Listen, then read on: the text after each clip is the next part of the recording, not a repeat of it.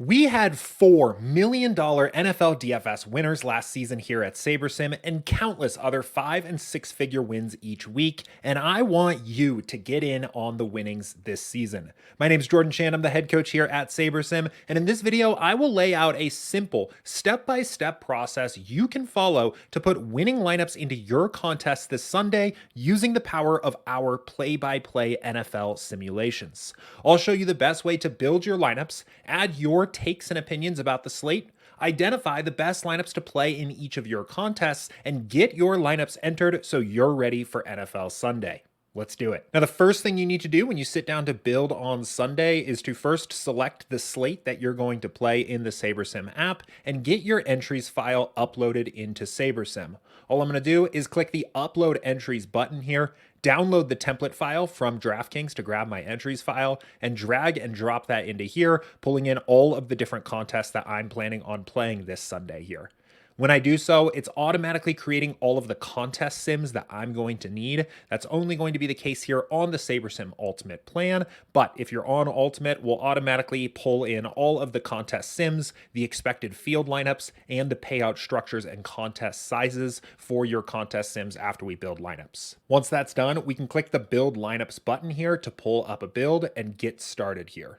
It's important to make sure you're building with the most up-to-date information as possible here. So you should be starting this process after our final simulations run, which will start 60 minutes before kickoff. Those sims tend to finish around 50 minutes before kickoff, and you can verify that they're complete with either the refresh projections icon here in the upper left that will show you the last time projections and ownership updated, or by checking the NFL lineup alerts channel in our Discord server where you can see when the simulations for each game are kicking off and finishing. But in general, around 45 to 50 minutes before the slate locks, you're going to be good to build, and you're going to be building with our most up-to-date information. When it comes to actually building your lineups, I recommend you keep your lineup building process simple with SaberSim. Or perhaps a better way to think about this is building using our play-by-play simulations gives you the privilege to keep your lineup building process simple. Traditional optimizers assume that athletes score their average 100% of the time. They assume players have no correlations to one another, and they assume ownership does not matter. If you're used to building on traditional optimizers, you're probably used to having to set a bunch of different rules to account for these things and build lineups that make sense. Well, each lineup you build on SaberSim is the perfect lineup for a given game script of the way that the slate may play out. It naturally incorporates the full ranges of outcomes of players, their correlations, and their ownership projections, because these are literally the lineups that banked the simulations that they are built from. Now, I'll show you how to apply your takes about all of the games on the slate in just a second after we build lineups, but don't over-restrict your build from the start with lineup rules, restrictive player pools, locking players, or a bunch of exposures if you want to maximize your success with SaberSim. You'll have just as much control over getting the stacks and teams you want, but restrictive build settings on SaberSim limit the ability of our lineup builder to build you the best lineups it can. So what I'd recommend for your first build here is just making the 2 adjustments you have to make to abide by DraftKings regulations, which is just 2 changes to any player projections, and then just clicking the Build Lineups button. Again, once we do this, we're essentially simulating out the slate 5,000 times, every single game, play by play. And each lineup we're going to get back from this build here is the best possible lineup for an individual simulation of the way that the slate may play out. These lineups will have the upside we need to be successful because they literally won the simulations that they are built from, and we'll be able to go through and identify the lineups that we want to take from this pool to enter into our contests, applying any takes or opinions we have about the games, and identifying the best possible ones we can find using the SaberSim contest sims. Now that our lineups are complete, we want to bring the best possible lineups to the top. We need 257 lineups for our entries file, but we have a pool of 5,000 lineups here, so we want to identify the best possible ones to play. If you're on the SaberSim Starter, Standard, or Pro plans, you'll want to use SaberScore, which is a heuristic back-tested on contest sims that identify the best possible lineups by looking at their projection, their high percentile scoring outcomes, and their ownership to identify the best possible lineups to play. You can change the sorting method here by going into SaberScore and then clicking, I recommend large slate 10 to 50K entrants as a nice baseline SaberScore to identify the strongest lineups from your pool. If you're on the SaberSim Ultimate plan, we can go one step further by now kicking off the contest sims. What the contest sims are going to do is take each lineup out of our 5,000 here and see how it would perform in our contest simulations for each individual contest that you've entered on this slate, taking into account what we expect the field to play in each of these contests, the contest size, and the payout structure. It's a more accurate and precise way to identify the most profitable lineups possible that we can take with us into our contests. Once your contest sims are complete, you'll see these ROI numbers start to populate down here under the lineup card. If you're on the SaberSim Ultimate plan and running those contest sims, the last thing you'll want to do is change your sorting method to be contest sims, target contest, ROI, which is going to bring the highest ROI lineups out of our portfolio to the top on average across your entire contest portfolio here. These are the best 257 lineups from our pool for this set of contests. Now, the final thing to address here before we start making adjustments to our exposures and applying our takes is this min uniques option here. Now, if you're on the SaberSim Ultimate plan, this isn't something that I think you need to focus on too much. This is a diversification tool that will make sure each of your lineups that are showing up in your contests are X players different from each other, where X is the number of min uniques that is set here.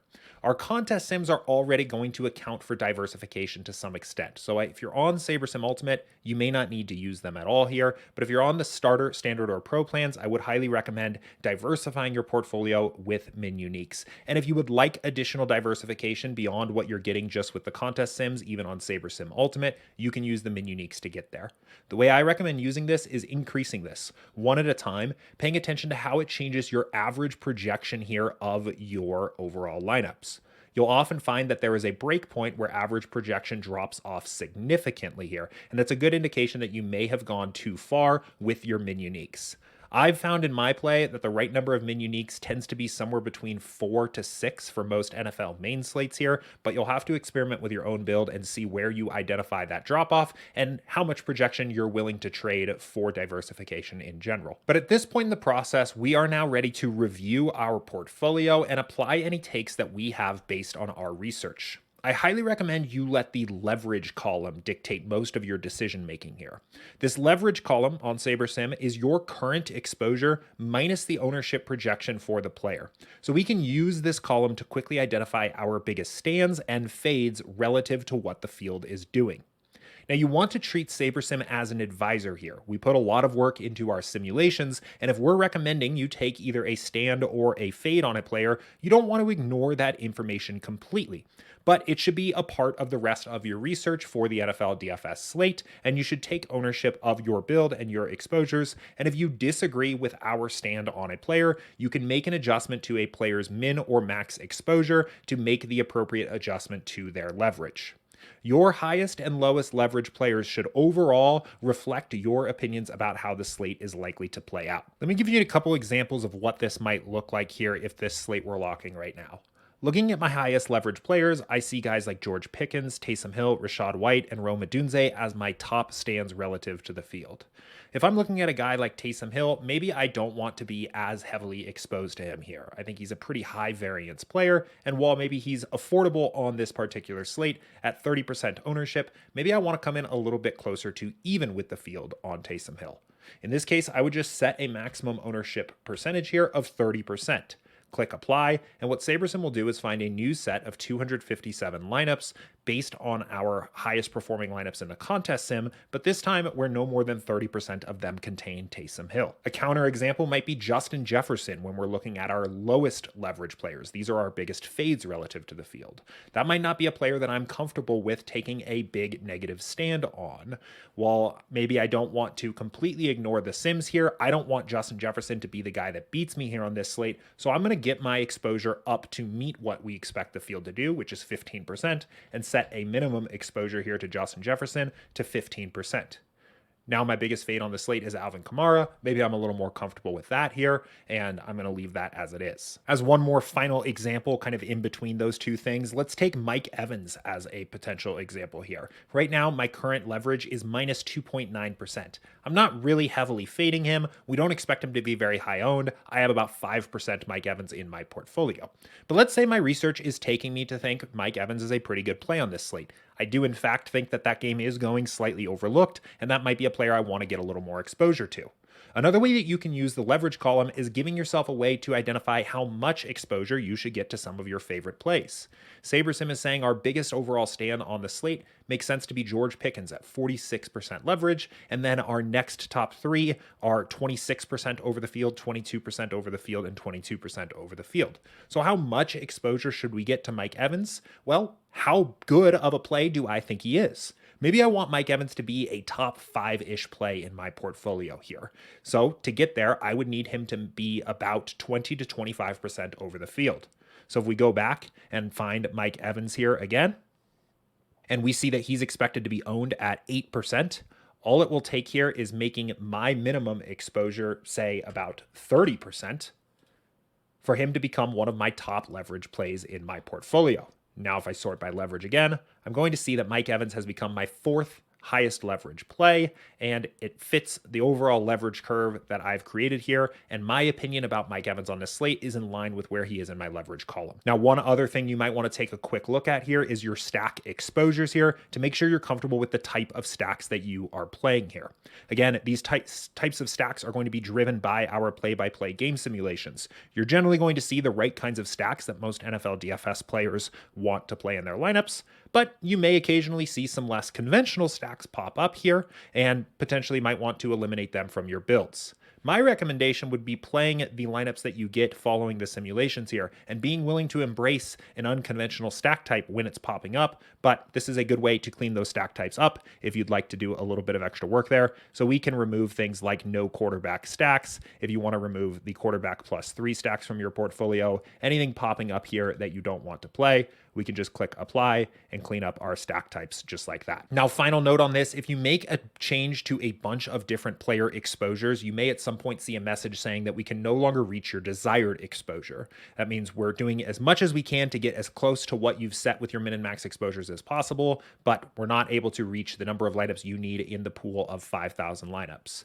If that happens, just click the rebuild lineups here in the upper left, and this will rebuild you a new portfolio of 5,000 lineups, but this time using what you've set as min and max exposure so far as a foundation for the next build. After those lineups are complete, you can pick back from there, running fresh contest sims and reviewing your high and low leverage players from there. With that said, if that message pops up, you should treat it as an opportunity to pause and check your work so far. You're essentially disagreeing with our simulations at that point, which is fine if you're well-researched and have high conviction, but you should be aware of what you're doing in that case. And I typically use that instead as an opportunity to relax some of the exposure settings that I've set thus far, rather than forging forward by rebuilding another 5,000 lineups. I personally typically spend about 10 to 15 minutes total at this step reviewing and revising my player exposures, mostly focusing on just a handful of players that are the high and low leverage players in my portfolio for the slate. Those are the players where I'm going to get the biggest bang for my buck in how much time I'm actually spending to look into them to do my review. But once you're happy with your exposures, you're ready to fill your entries file. Our recommendations is to put a unique lineup into each entry you're playing to get as many shots at first place as possible, and using SaberSim's multi-fill option to do that, which will place the best possible lineup from your portfolio into each contest you're playing on that slate. To do that, we're going to change the target here from single fill to multi-fill. And then I also typically like sorting by the highest to lowest entry fee, which is going to make sure my highest entry fee contests are getting my best possible lineups first. So if I click save, what actually takes place here is behind the scenes, we will update our sorting method here to be the highest ROI for the Millie Maker contest sims. We're going to put the best 2 possible lineups for the Millie Maker into this contest, remove those lineups from contention for the rest of the fill, and now go to the play action. We're going to put the best possible 20 lineups based on the play action contest sim ROI into that contest, remove those lineups from contention for the rest of the fill, and then put the best possible lineup into the pylon and so on. So what's happening here is you are getting the best possible lineup by the specific ROI for that contest in our contest sim, and we're putting a unique lineup into each of your entries. Once that save is complete, the very last step is to just download your entries file, which you can do with this button in the upper left over here, downloading your new updated entries file for the slate, and get that uploaded to DraftKings. or whatever site you're playing on, and you're going to be ready for Sunday. And that's it. It's a simple process that you can follow with SaberSim to put profitable NFL DFS lineups into your contests powered by our NFL play-by-play game simulations. Now, we've made huge improvements to our app and our sims this season, and I want everyone to get a piece of the action this year. So we've reset everyone's free 5-day trial for the start of the NFL season. You can get signed up for your free trial today on our site at SaberSim.com. And if you're ready to go one step further with your preparation for the NFL DFS season, I recorded an in-depth, complete guide to NFL DFS, walking through my contest selection and bankroll management, lineup building process, late swap, and review processes, explaining everything I'm thinking about each step of the way. You can find that video here. Good luck this season, and I'll see you next time.